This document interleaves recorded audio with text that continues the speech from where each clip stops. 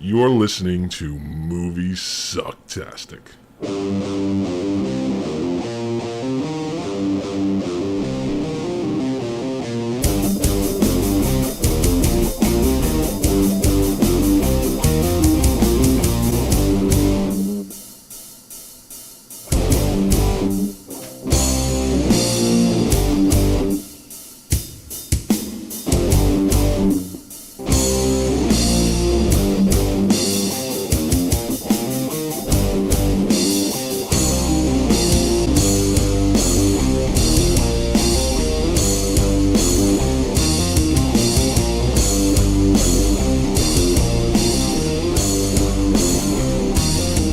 I know it. It all sounds like some bad movie. All right, everybody. Welcome back. Welcome back. Huzzah! Huzzah! There he is. There's my beautiful co-host. Hither thee, fair maiden. What yonder window breaks and stuff. You know it, baby. Welcome to Moviesucktastic. Scott and We're I still on the Oscar train. Scott and I sometimes disagree on movies. It happens. If you want to hear a doozy for about a good 10 minutes, 7 to 10 minutes, I've listened to our train dreams. And by the way, we both love the film. I just want to point that out. But every once in a while, Scott and I will disagree about certain things, and you know what? That's what makes this show great, and that's why I love doing it and want to continue doing it. So, Yeah, shut up. I love you, man. I love you. Anyway, this week, Scott, I'm Scott. That's Joey, and Yo. we're reviewing Hamnet, based off the novel. It's very difficult for me not to say Hamlet every time. I know. It's just when I heard it, I'm like, what? Hamlet? No, Hamnet? Really? And then the opening of this movie, and you put the slide in, thank you.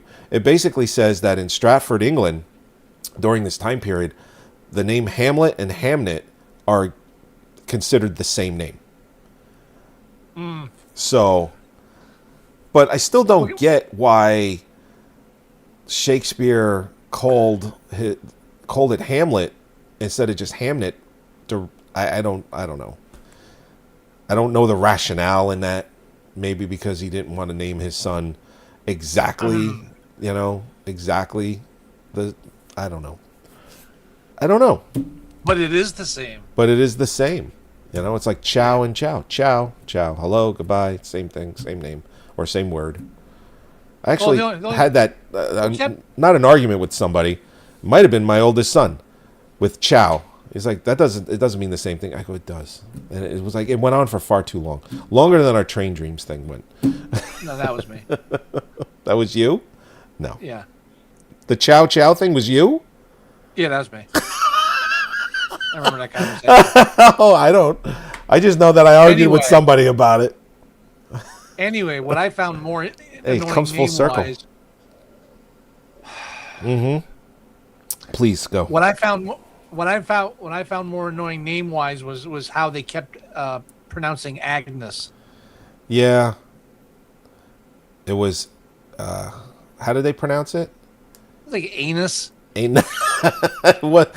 No, it wasn't pronounced anus, but it was Agnes.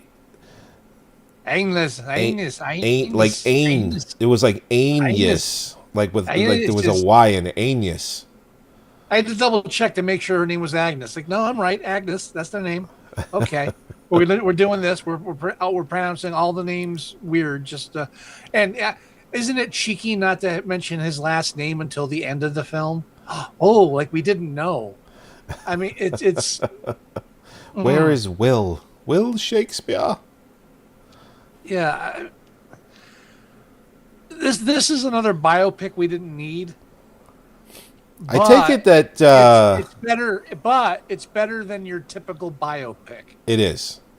So I'm just going to get it right out in the open that I enjoyed this film. I actually enjoyed this film a lot. I didn't think I was going to enjoy it as much as I ended up enjoying it. really didn't think I was going to enjoy it as much as I kind of thought. I thought I was just going to kind of throw it away and just be like, okay, it's another movie I got to watch. And by the end of the film, I enjoyed it a lot.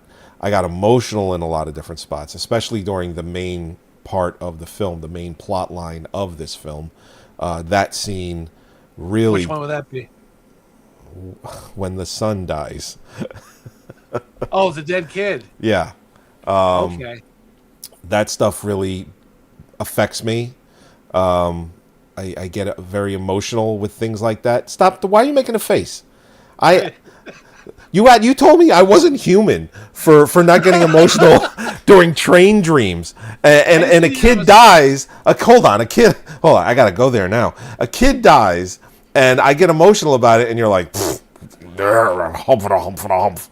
Well, you're acting like it's a weird thing. Kids dying is something that everybody gets emotional over. It's an emotional thing. I'm just saying that I did get emotional about it. I didn't, like knock you over the head when you told me that you cried during train dreams. I mean, this is the same thing, but I'm getting kind of a little raked over the coals a bit. What are we doing here? Anyway. You cried when the kid died. No, I didn't cry. I got emotional. I choked up. I got very choked up. All right. Yeah, fair. Me too. Fair enough. So, I mean, I do find myself getting emotional during I'll watch a commercial and I'll get choked up. I'm like, why am I getting choked up? It's a goddamn commercial. I feel like you remember what's that? Huh? Nothing. What did you say? It's menopause. Menopause, yes.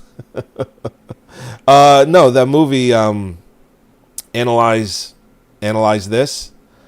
There was that whole thing with De Niro and Billy Crystal was his shrink, and De Niro goes to him because he's getting emotional, and there's this one commercial that he's watching, and it's like, I think it's a bunch of deer, and it's like, and he just starts crying like a baby.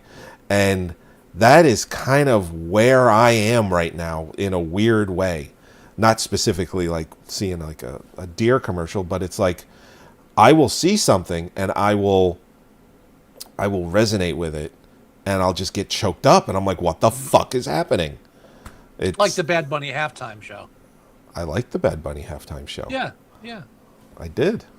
But yeah, it's so yes, I got emotional. I got very choked up more than once during this film. Just I don't know. I was okay with the dead kid to an extent. Okay. Well, I mean, they set it up. You know what's coming. The film's about it. It's not a surprise. It's not like, oh my God, they killed the kid. No, I'm waiting for the kid to knock off so I can get to the second part of the film. But I felt, for me, I thought it was overly dramatic. Here's the ironic part. I thought the beginning and most of the middle were overly dramatic, especially the lead actress, just chewing the scenery.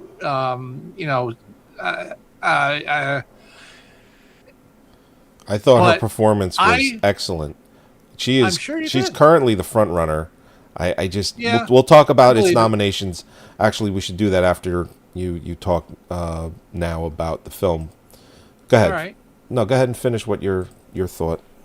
I'm forgetting where I was. You were talking about getting to the second half of the movie, waiting for the kid to die. Oh yeah, I didn't. It didn't resonate with me emotionally until we got to the actual play. It took the play for me to actually get into this movie. Everything before it, I was still removed from it. I just said, okay, I get the plot, whatever. I'm not really. That's when I started getting choked up. The play about the dead kid after the kid died. That's when I made a connection, and that's when I cried at the end, because I'm not a monster. No one accused you of that. Don't worry. But, yeah, so it's just that's the part that connected with me more. It didn't really. I mean, the first. I got emotional during those scenes. I got emotional during the same scenes you did with the play. I got emotional and choked up in multiple parts of this film. I really did. So All the romance stuff I could do. This movie's for like chicks that like Outlander.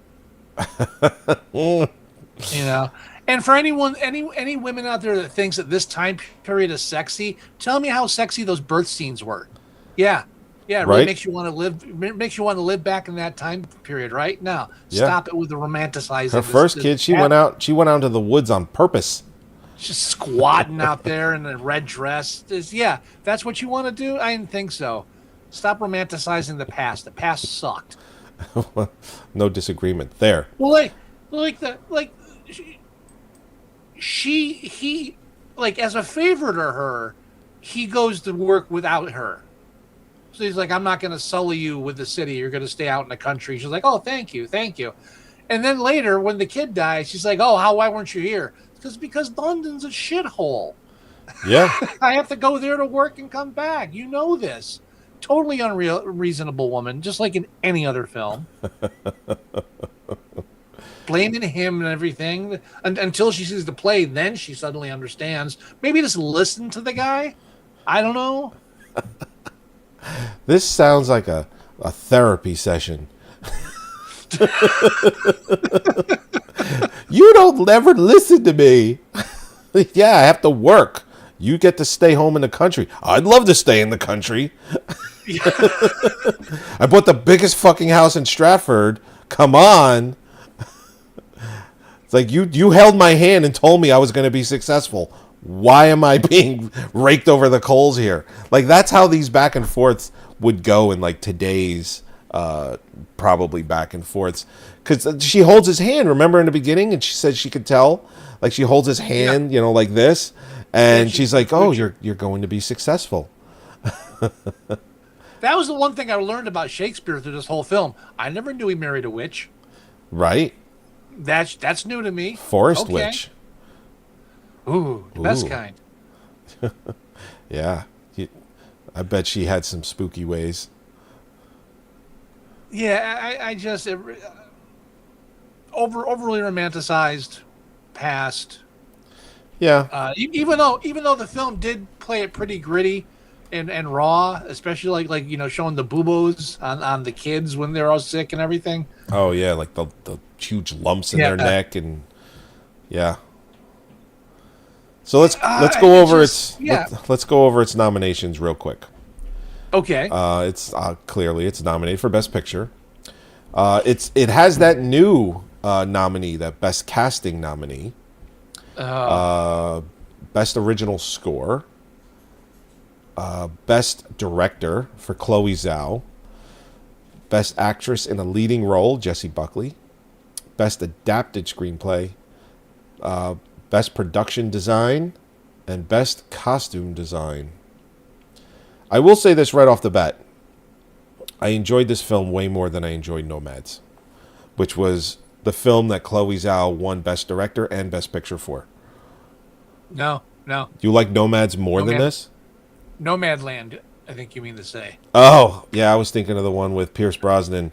The title, anyway. No. Pierce Brosnan and... different film entirely. What's her face? Come on. We love her.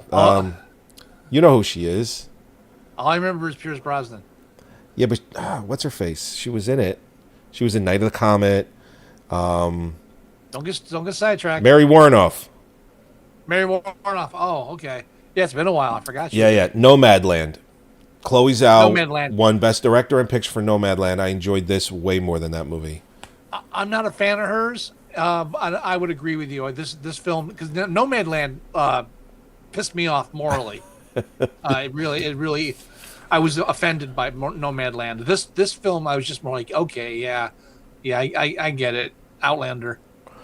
Right. So as far as the other movies nominated for Best Picture, if I had to guess what film is most its biggest competition for one battle, it's probably this film and Sinners, if I had to guess. I would say, yeah. I would Sinners over Marty. I haven't I haven't seen Marty yet. I haven't seen it yet. but just the talk for the Hamnet and the fact that Chloe Zhao has already won Best Director and a Best Picture, that definitely has some pull. It definitely does. Yeah. Best Original Score. Where is that on here? Yeah, here it is. I still think One Battle is going to walk away with score. I just don't think there's really any other competition for score. I mean, Frankenstein maybe, Begonia maybe. I like the score in Begonia, but I think One Battle gets score. I really do. Best Picture, like I just said, Hamnet or Sinners is the only, or Sinners and One Battle is the competition for this film, and I think it goes to One Battle. I really think Jessie Buckley is walking away with Best Actress for this. Her competition is If I Had Legs, I'd Kick You, Rose Byrne, Kate Hudson in Song Sung Blue, and then Renate Reinsve for Sentimental Value, and Emma Stone in Begonia. I do not see anyone else winning other than Jessie Buckley for this movie. Best Adapted Screenplay, Begonia, Frankenstein, One Battle, and Train Dreams. One Battle or Train Dreams are the competition for this. I don't think this will win Adapted. I think One Battle probably gets that. I think it's going to sweep a bunch of awards. Production design. Yeah, I don't think it gets adapted either. Yeah, production design. What do we got for production design? You know what's funny? They don't put production design next to costume design in the list. Why not? Production design, Frankenstein, Marty Supreme, One Battle, and Sinners. Hamnet probably gets it. Period pieces. You know, movies that are... I mean, its competition is probably only Frankenstein. And that goes for costume design as well. Yeah. How does Avatar get costume design? It's all CGI. I don't know. It's a cartoon. Exactly. Thank you. What the fuck does that get at costume design? That's so stupid. Because they had to give it something. Right? I mean, it's walking away with visual effects. I mean, there's no doubt. It just is. So costume design is Avatar, Frankenstein, Marty Supreme, and Sinners. Hamnet probably wins both of these categories, production and costume design. I don't see... At least one. Yeah. At least one. Yeah. I mean, so it's probably going to walk away with 3 or 4 Oscars. I think so. Yeah. Chloe Zhao is not up for Best Director? No, right? Oh, yeah, she is. Yes, she is. So, yeah, no, Paul Thomas Anderson is he's probably going to win Best Director for One Battle and then Best Picture. That's the common wisdom. I mean, it's not only that One Battle is an amazing film. It's also Paul Thomas Anderson probably should have won Best Picture a while ago with movies like There Will Be Blood, or even his first film being Boogie Nights. I mean, he's probably should have won already. So, I mean, with the fact that Hollywood probably sees him as being very overdue, yeah, I just don't see anybody else winning picture and director other than Paul Thomas Anderson. So,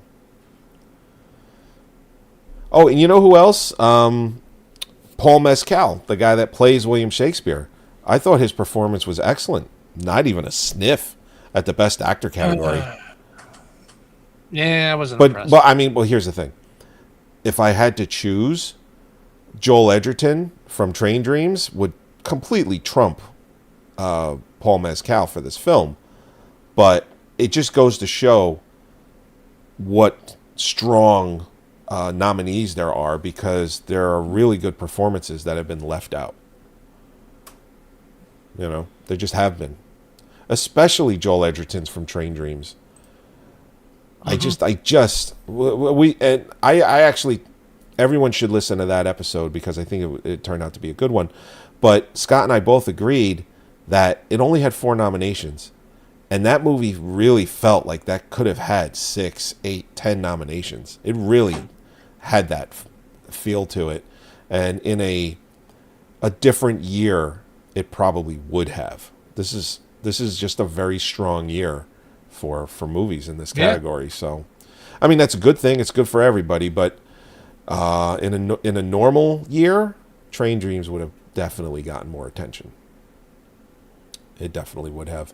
Movies like this got more attention, and it probably doesn't deserve so much more attention. Well, it's not as bad as Shakespeare in Love. It's not like it was totally undeserving. Which won Best Picture? Jesus Christ. That's what I'm saying. Yeah. This film, it's up for Best Picture, and the way that works is the producers are the ones that walk away with the statues.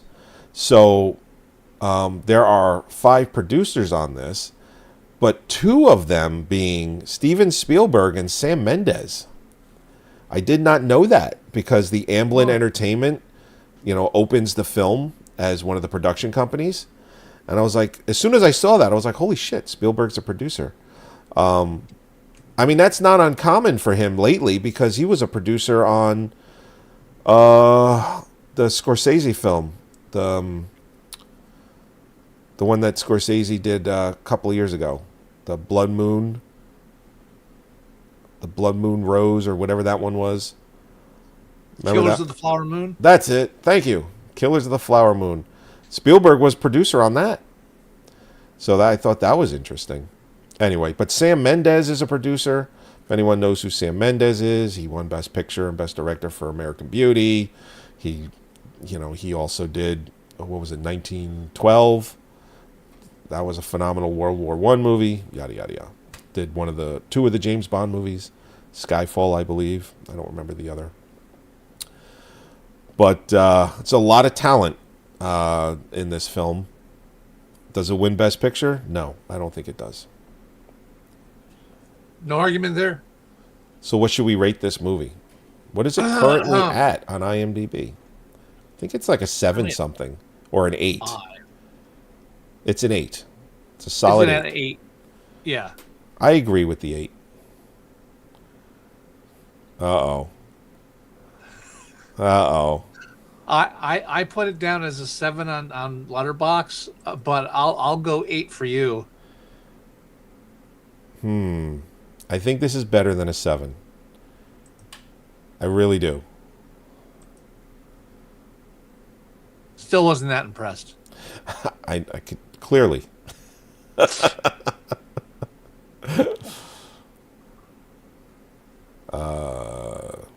Zhao. I'm sorry, dead kids are too easy. It's too easy. Well, I mean,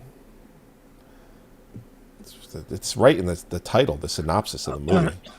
I know. I'm just saying it's too easy of a heartstring puller. It's an easy it's a wide net to throw. That's all I'm saying. Doesn't take a lot of skill to squeeze some tears out of a dead kid.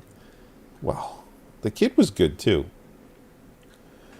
It was a kid. It wasn't bad. Listen, kid actors usually annoy me. I thought he was fine. Well, they're Shakespearean. Is that what it is? The Fonzie? Yeah. I'll agree with you on an 8. I'll go with an 8 on it. All right. So what movies do we have left? Do we just have 2? Do we have 4 left? Yep. So what do we got left? We have F1 and Marty Supreme. Yep. And Secret Agent. One battle after another in Secret Agent. Do we want to pick what we're doing next week right now, or figure that out after? Sure. Well, I'm good for either. If you want to pick now. I really want to see. I've been chomping at the bit to see Marty Supreme. So want to do? Let's do Marty and F1. Let's do Marty and F1, and then we will. The last 2, will be one battle and secret agent. Sounds good to me. All right, let's do that. All right. All right, let's go and end this bad boy. All right, everybody. Ooh, shit. Sorry. Thank you again for joining us. This is episode 467 of Moviesucktastic, where we just reviewed the film Hamnet. Hamnet.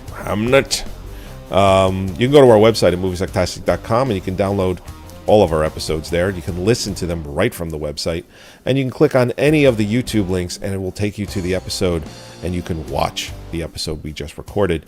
You can also go to iTunes and you can listen to our show there as well. You can also go to facebook.com/moviesucktastic and you can see everything that's been posted there. Go to letterboxd.com/moviesucktastic and you can see what Scott is posting over on that end of Moviesucktastic. You can also leave us voicemail at 908-514-4470. If you want to leave us email, it's themovieguys@moviesucktastic.com. If you want to download our podcast player, it's moviesucktastic.com/mst.apk. And if you want to just download your own podcast player, you can download any one that you want. It does not matter. You can just do a search for Moviesucktastic and all of our stuff comes up. You don't have to pay for anything. It is all there for you to listen to and enjoy. Do you have any words of wisdom, Mr. Wilson? Rosencrantz and Guildenstern are dead. Oh, man, that's a good one. I actually put that on my Plex very, very recently. I realized I didn't have it, and I told Mare, she's never seen it. I go, you've never seen this. We should, watch this one night. And I told her, I go, it's like a young Gary Oldman and a young Tim Roth. And she's like, the movie was made in what, 90, 91, something like that. Early 90s. It was really before either one of them started to get real recognition. Yeah. Yeah, it's like neither of their careers had taken off for at least another year or two. So the big name attached to it when they came out originally was Richard Dreyfuss, because he's in a bit part in it. That's right. Oh my God, I haven't seen it forever. It came across my feed for out of nowhere. I didn't even know how it picked me, but it's the scene where Gary Oldman is with the jars on the strings and they're doing the back and forth, and he just barely touches it, and he brings over Tim Roth and he goes, now watch very closely. And then he puts too much centrifugal, too much force on it, and just they all break. Love it. All right, everybody. We will talk to you next week when we review F1 and Marty Supreme.